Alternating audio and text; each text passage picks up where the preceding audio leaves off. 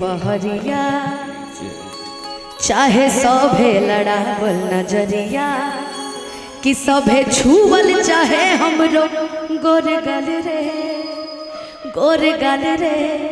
अरे गोर गाल रे कि गोरी तोरी चुनरी बा लाल लाल रे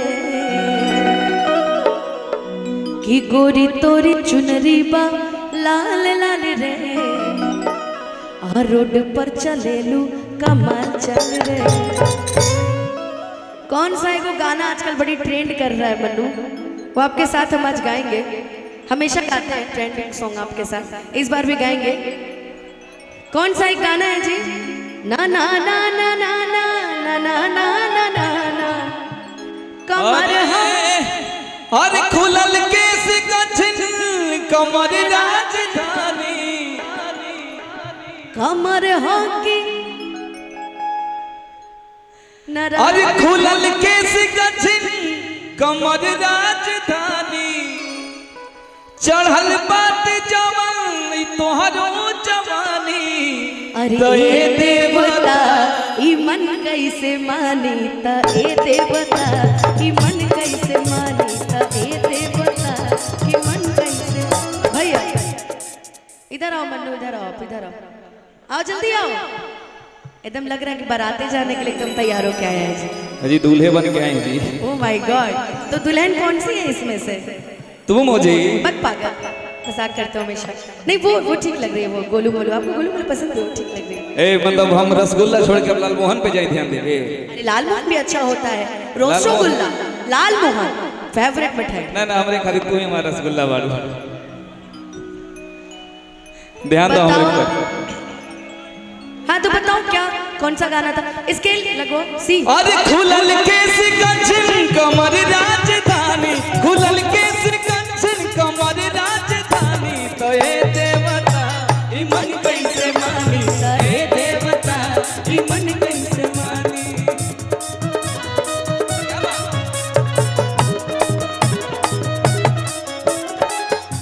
खुलल केस गठन कमर राजधानी खुलल केस गठन कमर।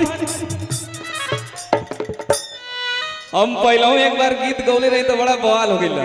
नहीं तो ऐसा कुछ मत बोलना ना कि ये सब बवाले कराने के लिए खड़े हैं। वही चीज तो हम जब भी कुछ बोलते हैं तो बवाल हो ही जाता है कि अरे खुलल केस गठन कमर राजधानी खुलल केस गठन कमर राजधानी तो ए देवता ई मन कैसे मानी तो ए देवता ई मन कैसे मानी तो ए देवता ई मन कैसे मानी।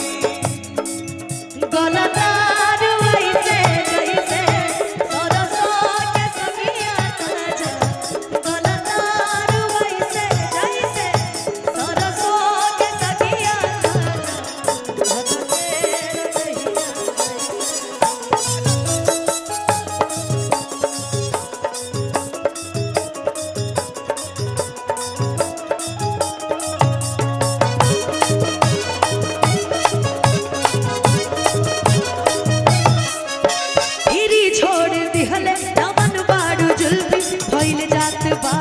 कई लोग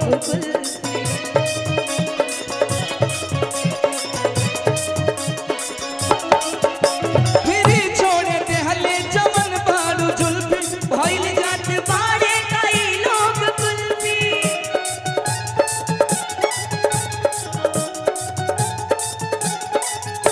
हवा के झकोरा से जब झलके कुर्ती तो देखा है लइकन ये बुढ़वन के।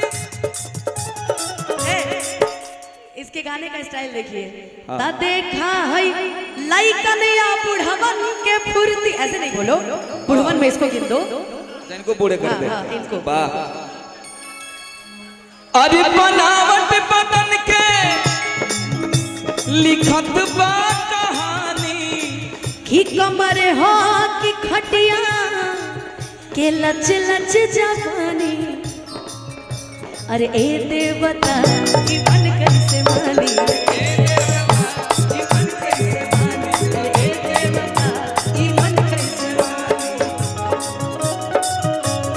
घूंघट में मुखड़ा छुपा के चले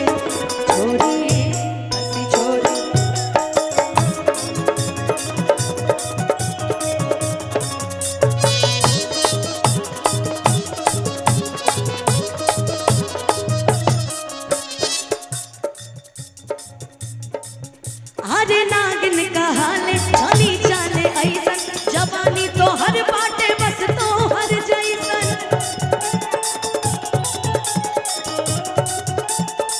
अरे झटका से मत बैठा गाड़ी के ऊपर झटक जात बा हमरे दिलवा के बम्पर।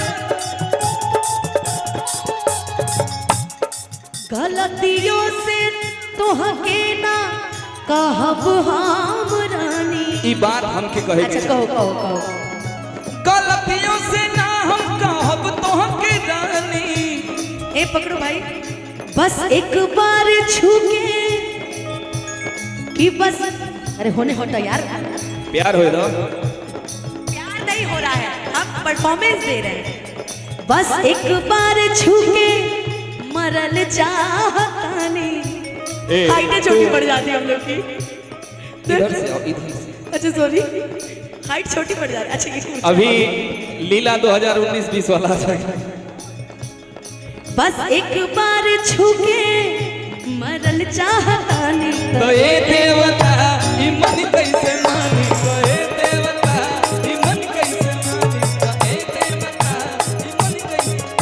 खुलल केस कंचन कमर राजधानी। खुलल केस कंचन कमर राजधानी। तो ये देवता ई मन कैसे मानी। तो ये देवता ई मन कैसे मानी। तो ये देवता ई मन कैसे मानी।